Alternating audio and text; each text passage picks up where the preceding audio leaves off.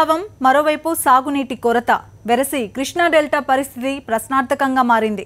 ప్రకాశం బ్యారేజీ వద్ద నీటి నిల్వలు అడుగంటిపోతున్నాయి. డెల్టా పరిధిలో వేసుకున్న నారుమళ్లు ఎండిపోయే పరిస్థితి ఎదురవ్వడంతో రైతాంగం ఆందోళన చెందుతోంది. తక్షణం సాగర్ నుంచి నీటిని విడుదల చేయకపోతే పరిస్థితి చేజారిపోతుందని ఇరిగేషన్ అధికారులు చెబుతున్నారు.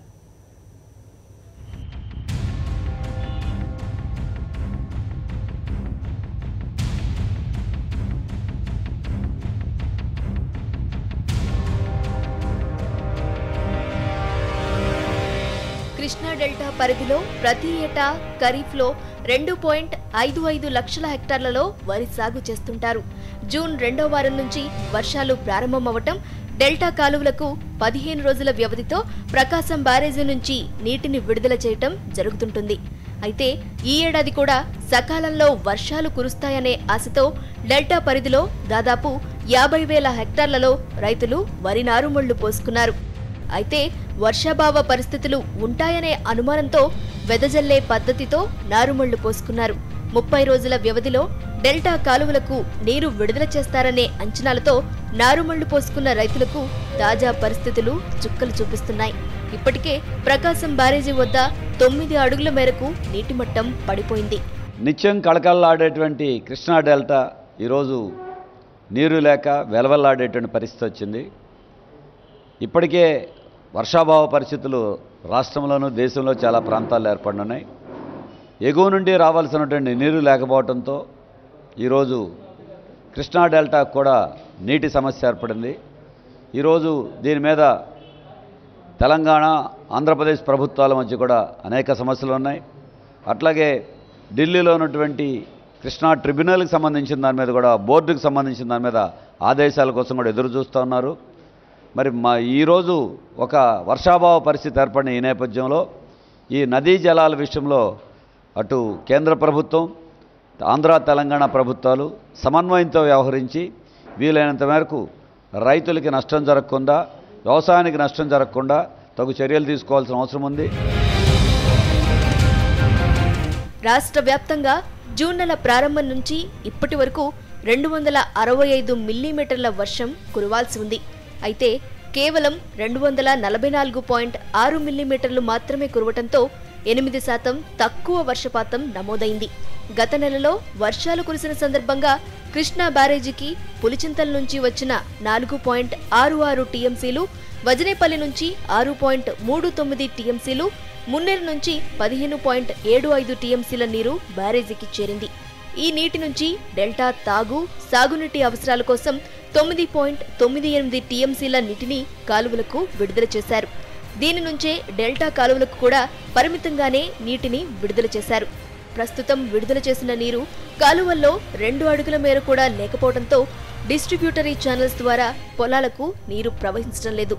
వేసుకున్న నారుమళ్లు కాపాడుకునేందుకు డీజిల్ ఇంజిన్లను ఏర్పాటు చేసుకునేందుకు రైతులు సిద్ధమవుతున్నారు.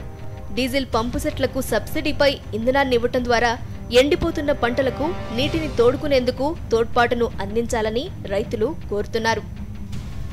డెల్టాలో పరిస్థితి ఇంత తీవ్రంగా ఉన్నా అటు ప్రభుత్వం నుంచి మాత్రం ఎటువంటి స్పందన కనిపించడం లేదు. డెల్టా అవసరాలు తీరాలంటే తక్షణం సాగర్ నుంచి 33 టీఎంసీల నీరు విడుదల చేయాలంటూ ఏపీ జలవనరుల శాఖ అధికారులు తెలంగాణ ప్రభుత్వానికి విజ్ఞప్తి చేస్తున్నారు. కరువు పరిస్థితుల్లో ప్రభుత్వం స్పందించకుండా నారుమళ్లు ఎండిపోయిన తరువాత ఎటువంటి నిర్ణయం తీసుకున్నా ఉపయోగం ఏంటని నేతలు ప్రశ్నిస్తున్నారు. ఖరీఫ్ సీజన్ ఆల్రెడీ ప్రారంభమై జూలై మాసంలో స్టార్ట్ అయింది. ఆగస్టు మొదటి వారంలో ఉన్నాం. వర్షాభావ పరిస్థితులు ఉంటాయని చెప్పని కేంద్ర ప్రభుత్వం ముందస్తుగానే హెచ్చరికలు జారీ చేసింది.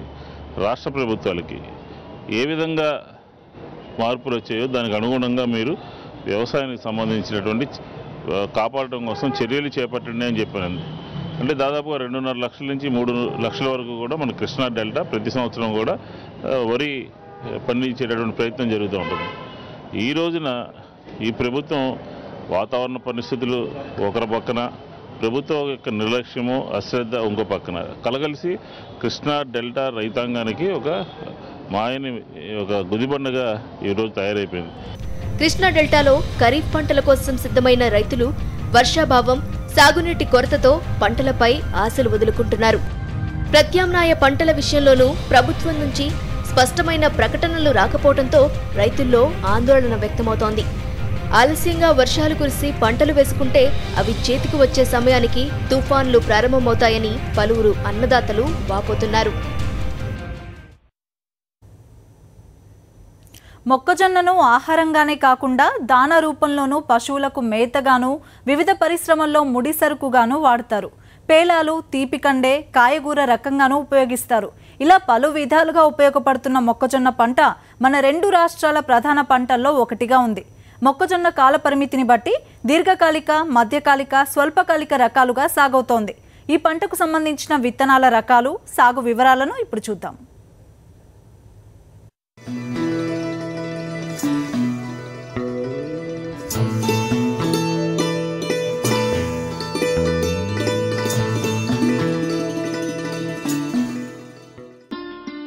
మొక్కజొన్న పంటను ఆహార పంటగానే కాకుండా దాణా రూపంలోనూ, పశుగ్రాసంగాను, పచ్చికండెగాను, తీపికండెగాను, పేలాల గింజల పంటగాను, బేబీ కార్న్ రూపంలో కాయగూర రకంగాను పండించుకొనవచ్చును.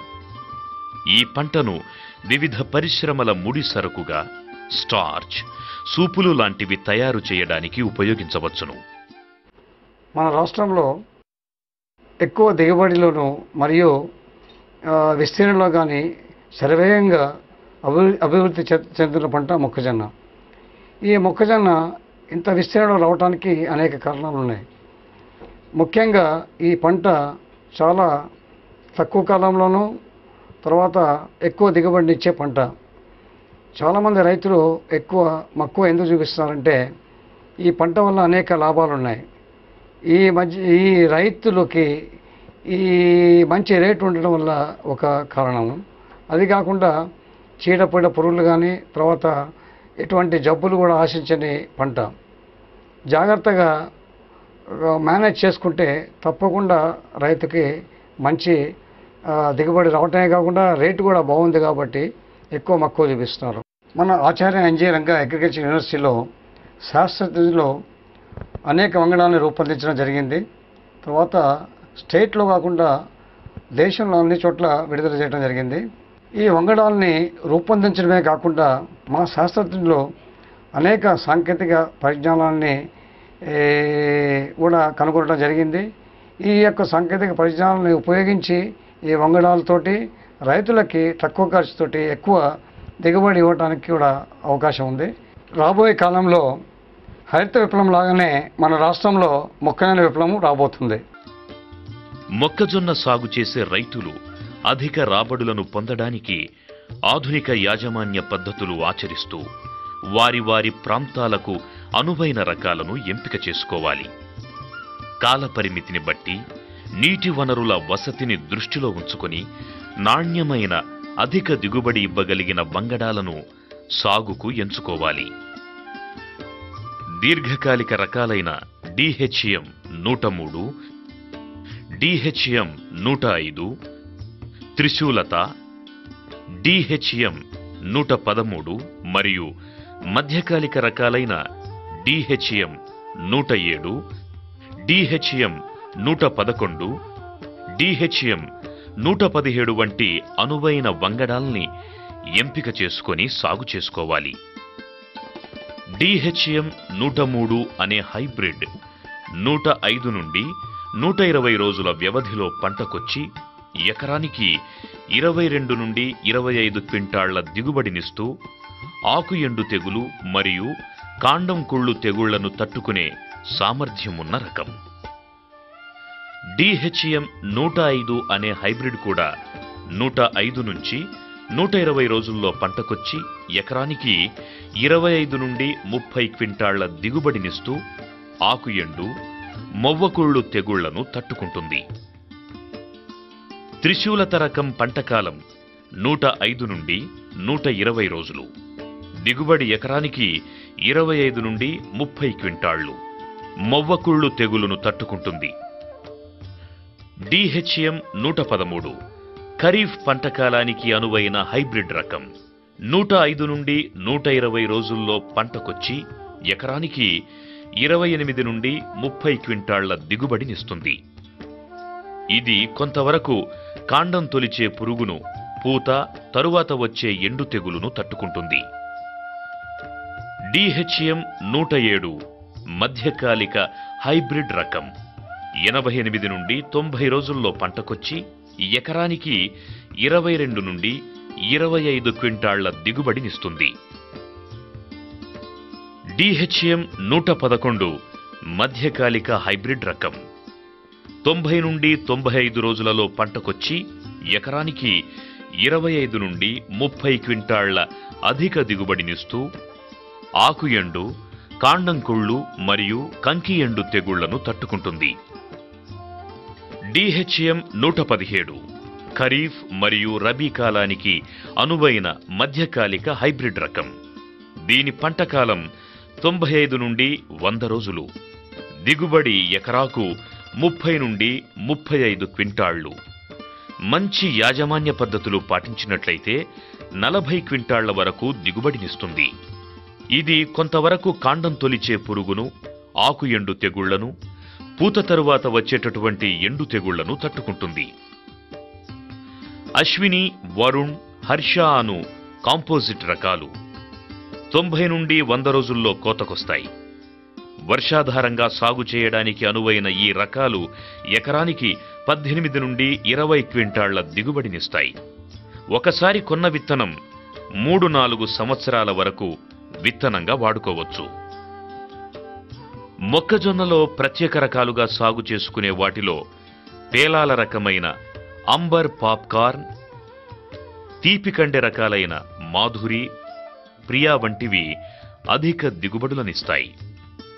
ఈ తీపి రకాలను బేబీ కార్న్ రకాలుగా కూడా సాగు చేసుకోవచ్చును. జాతీయ, అంతర్జాతీయ ప్రైవేటు విత్తన సంస్థలు రూపొందించిన వివిధ రకాలైన హైబ్రిడ్ వంగడాలు కూడా సాగుకు అందుబాటులో ఉన్నాయి.